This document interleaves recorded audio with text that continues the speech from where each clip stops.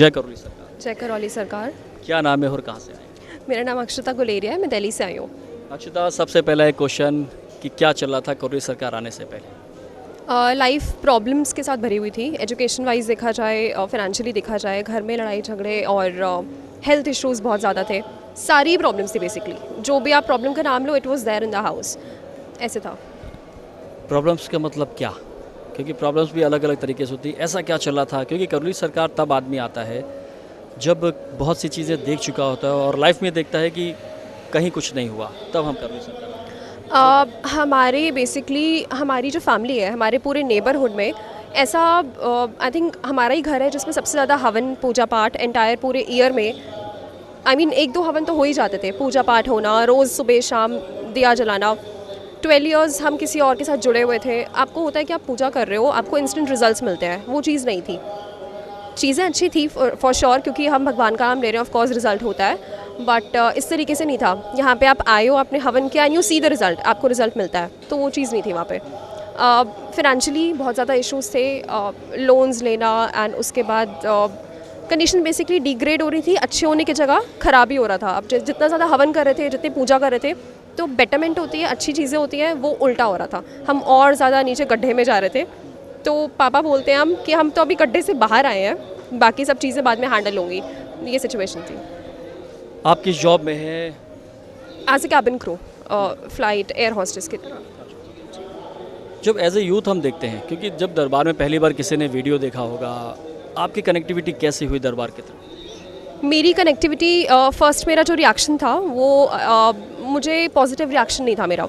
जिस तरीके से मैंने यहाँ पे देखा, लोग आते हैं, सर हिला रहे हैं, जो जैसी बातें कर रहे हैं, मुझे लगा ये बहुत नॉर्मल है। आजकल हर कोई बाबा बना हुआ है, हर किसी का अपना मंदिर है, सब बिजनेस चल रहा है। जब मुझे बैक स्टोरी पता चली, मेरी मदर ने 2 साल देखी हैं वीडियोज़। 2 साल पूरी फैमिली अगेंस्ट थी इन सब चीज़ों के। 2 इयर्स में इन्होंने बहुत ज़्यादा दिन रात वीडियोस देखी हैं, समझी चीज़ें। वीडियोस देख के सारा उन्होंने 2 इयर्स में समझा कि यहाँ पे प्रोसेस क्या है, प्रोसीजर क्या है।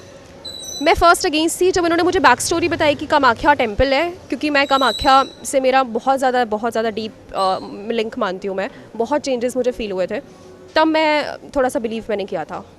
क्या चेंजेस फील हुए? मैं 2018 में कामाख्या टेम्पल गई थी फर्स्ट टाइम। मेरी फ़्लाइट वहाँ पे मेरा स्टे था। तो अक्सर क्या होता है, आप स्टे पे जाते हो, आप फ्रेंड्स के साथ घूमने जाते हो, तो मुझे मम्मा ने पहले बताया हुआ था कि ऐसे वहाँ पे कुछ शक्तिपीठ है, तो आप एक बार जाना, बहुत माना जाता है उसको। मैं अपनी एक साथ में कलीग के साथ चले गई थी, तो मेरा फ़र्स्ट टाइम था, उसका भी फ़र्स्ट टाइम था। हम वहाँ गए, एक बार गए, हमें दर्शन हुए, हमें पता भी नहीं था पिंड कहाँ पे होता है, क्योंकि वो आगे नहीं पीछे की तरफ होता है, लोगों को नहीं पता। तो ऐसे आप बिलीव नहीं करोगे, फ़्लाइट का लैंडिंग टाइम जो है गुवाहाटी का, अगर हम जो मेरा पैटर्न होता था दिल्ली गुवाहाटी 3 आवर्स फ़्लाइट, वहाँ पे हम लोग 1:10 तक लैंड करते थे। तो एक दिन हम लैंड हुए हैं, 4 बजे कपाट बंद हो जाते हैं मंदिर के। मेरी एंट्री हर बार, मैं जितनी बार गई हूँ, मेरी फ़्लाइट लेट भी लैंड हुई है, मैं हमेशा लास्ट में एंटर करती थी मंदिर में, और .4 o'clock मेरी एंट्री हो जाती थी। तो ये बहुत बड़ी बात थी अपने आप में।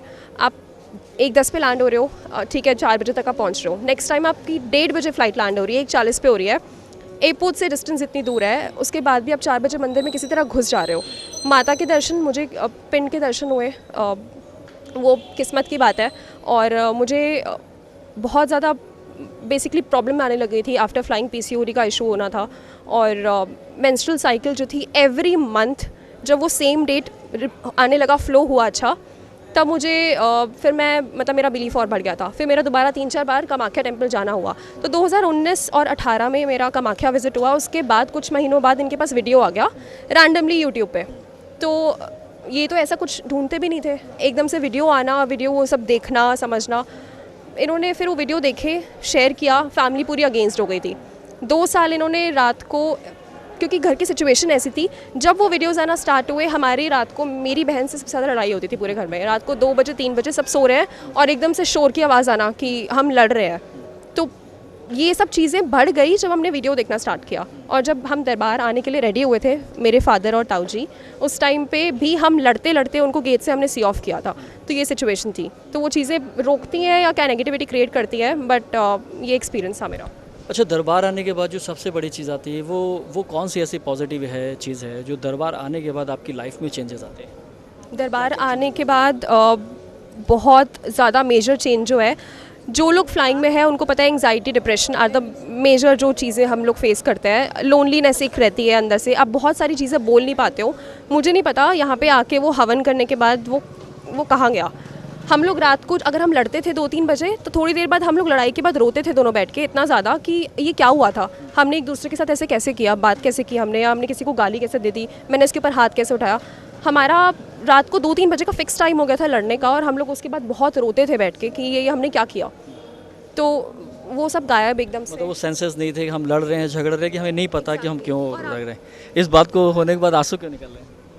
क्योंकि मेरे लिए ये बहुत इमोशनल है, क्योंकि घर पे कोई समझता नहीं था मम्मा के अलावा। और मैंने जब भी आई हूँ मैं प्रार्थना करके आई हूँ, और इस बार भी बाबा जी ने मुझे खुद बुलाया है, तो बोल नहीं सकती। बाबा के सच्चे भक्तों के आंसू आने लगे। सो ये जो चीज़ आ गई है वो कॉन्फिडेंस, क्योंकि जब मैं यूथ की बात कर रहा हूँ बेसिकली इसीलिए इंटरव्यू कर रहा हूँ, दरबार को जो पहले दिखते हैं तो अलग सा दिखता है, जो सबसे मेजर चेंजेस आते हैं, क्योंकि बट ऑब्वियसली कॉन्फिडेंस तो कहीं ना कहीं बढ़ जाता है। और क्या नज़र आता है, और इसको देखने के बाद, गुरुजी को देखने के बाद, आश्रम के देखने के बाद क्या नज़र आता है? कॉन्फिडेंस बढ़ा है, लेकिन कॉन्फिडेंस आप मुझे कहीं भी खड़ा करके बुलवा लो, लेकिन वहाँ पे अंदर मैं अभी भी नहीं बोल पाऊँगी। मुझे आज भी मैं मतलब अंदर से नर्वस थी कि अगर मेरी टर्न आती है तो मैं नहीं बोल पाऊँगी।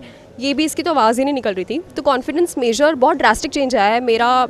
ऐसे था ही नहीं कि मैं इतने लोगों के सामने बात कर पाऊँ। जिस इंडस्ट्री में मैं आई हूँ, जो मेरी जॉब प्रोफाइल है, वो भी मैंने कभी सोचा नहीं था कि इस तरीके से मेरा बनेगा। वो कामाख्या से मैं बहुत लिंक करती हूँ। उसके बाद उस जॉब से मैंने खुद रिज़ाइन किया अपनी मास्टर्स कंप्लीट करने के लिए। तो अगर मैं अब एजुकेशन पे आऊँ जॉब के बाद, तो मेरी मास्टर्स 4 सालों से पेंडिंग थी। 4 साल मैंने फ़ी पे कर दी, सब कुछ हो गया। मेरी पढ़ाई क्योंकि जॉब के साथ नहीं हो पाई थी। आप रोज़ कहीं और हो, आपका स्लीपिंग पैटर्न नहीं है, आप कभी सुबह उठ रहे हो, कभी रात को जा रहे हो, वो चीज़ थी। तो वो 4 साल का कोर्स कुछ मंथ्स में कंप्लीट कैसे हुआ मुझे नहीं पता। दरबार को आपने अपनी किस नज़र से देखती है? कहीं नहीं है ऐसा दरबार, कहीं नहीं, मिल ही नहीं सकता। इस पूरे ब्रह्मांड में नहीं मिल सकता, जैसा सोच से भरे। जिस कंडीशन से मैं निकली हूँ 3-4 साल से, बाबा जी जानते कैसे फेस किया, उन्होंने हिम्मत दी है। इन 4 सालों में जो ऐसी बात जो अभी तक गुरुजी से नहीं बोल पाई, ऐसी कौन सी बात है जो अभी भी रह गई है और जो बोलना चाहती थी? गुरुजी ऐसे आशीर्वाद हमेशा हमेशा बनाए रखना मेरे परिवार पे, बच्चों पे। कुछ धार्मिक जगहों पे आप जाती रही हैं, हम गुरु का नाम नहीं लेंगे, लेकिन आप धर्म से जुड़ी रही हैं, धर्म को बहुत नज़दीक से देखा है। जब इस दरबार को देखती हैं तो उनमें क्या डिफरेंस नज़र आता है? बहुत डिफरेंस है। यहाँ तो आप एक मतलब घर में बैठ के प्रे करते हैं, आपको रिज़ल्ट इमीडिएट मिलता है। हर चीज़ पॉजिटिव, एक सोचने से ही, बोलने से भी नहीं, आप मन में सोचोगे और उससे पहले ही वो पूरा हो जाता है। घर में जैसे पहले के सारे फैमिली मेम्बर्स थे, उनकी लाइफस्टाइल और आज की ज़मीन, वो जो डिफरेंस है वो क्या है? बहुत ज़्यादा। पहले तो बिल्कुल अंगेज थे, मतलब बात नहीं करना। मैंने 2-3 साल मैंने चुपके से वीडियो देखे हैं, चोरी चोरी देखती थी और रोती थी कि बाबा जी कैसे आप मेरे परिवार को इससे निकालो। जो हमारे घर की कंडीशन थी, बच्चों को देखती थी, बड़ों को देखती थी, बहुत परेशान थे। तो बाबा जी ने बुला लिया, पता नहीं आज वो बिना आरती के सुबह मतलब 2 टाइम उन्होंने, चाहे कुछ हो या दिन में भी सारा दिन न्यूज़ लगाएंगे, नहीं बाबा जी का लगाओ। मतलब ये है कि दिन रात उनका बाबा माँ का चलता है। मतलब जिस समय आरती होती है उस समय सारे खड़े हो जाते हैं? हाँ जी, हाँ जी। आरती के अलावा पूरे दिन सिर्फ यहीं का चल रहा होता है अब टीवी पे। आप और कोई टीवी देखता ही नहीं है। तो स्मृति चिकित्सा हो रही है, कुछ भी हो रहा है, वो टीवी पे चल रहा है। तो क्या ऐसा रहा जो अभी गुरुजी को नहीं बोल पाए? यही कि हमसे कोई गलती हुई है, ये हमने बोल दिया है तो हमें माफ़ करना। हमसे होती रहेंगी गलतियाँ, पर हमें आप कभी मत भूलना। हम शायद कोशिश अपनी तरफ से तो कोशिश करेंगे, हम इंसान हैं, हमसे गलतियाँ होंगी, बट देन आप हमें कभी छोड़ना मत, भूलना मत, यही बोला। तो जॉब का कुछ ऐसा आपका एक्सपीरियंस भी था, क्या था वो? मैं अभी सीए कर रही हूँ, तो मैं जॉब अगर मैं अप्लाई भी करूँगी तो मुझे नहीं लेंगे, क्योंकि मुझे आर्टिकलशिप करनी होती है। तो मेरे कैंपस प्लेसमेंट के लिए वो आए थे कॉलेज में, तो फिर मेरे साथ 3-4 और फ्रेंड्स थे जो सीए कर रहे थे, बट आई डोंट नो चारों पांचों फ्रेंड्स में से बस मेरा सिलेक्शन हुआ है, और उन्होंने ये सबको बोल दिया था कि हम आपको नहीं ले सकते क्योंकि आप हमें छोड़ के चले जाओगे, बट सिर्फ मुझे ऑफर लेटर आया है, पता नहीं कैसे। और ये मेरा फर्स्ट इंटरव्यू था और फर्स्ट टाइम ही क्लियर हो गया। बाबा की ब्लेसिंग्स तो नो डाउट हैं, इन ब्लेसिंग्स के लिए क्या कहना चाहेंगे आप गुरुजी को? नो वर्ड्स, मतलब best place in the world है ये।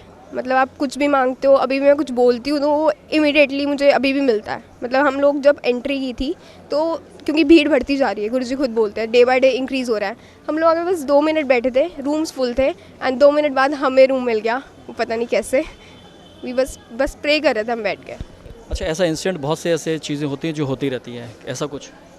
बहुत सारी चीज़ें बेसिकली घर पे अगर आप बैठे हो, आप वीडियोस देख रहे हो, आपको घर में कोई डाउट है, हम लोग फैमिली में डिस्कस करें कि ये हमें पूछना चाहिए, ये ऐसे होगा, नेक्स्ट डे आपको वीडियो मिल जाती है वो यूट्यूब पे। तो मतलब बेसिकली जैसे आप कुछ आपके मन में डाउट है, नेक्स्ट डे गुरुजी या तो क्लियर कर देते हैं, दरबार से कोई क्लियर कर देता है। अभी जैसे हम आए हैं तो उन्होंने हमें हमारे बेसिकली नखरों को देखते हुए हम लोगों को हर चीज़ दी है।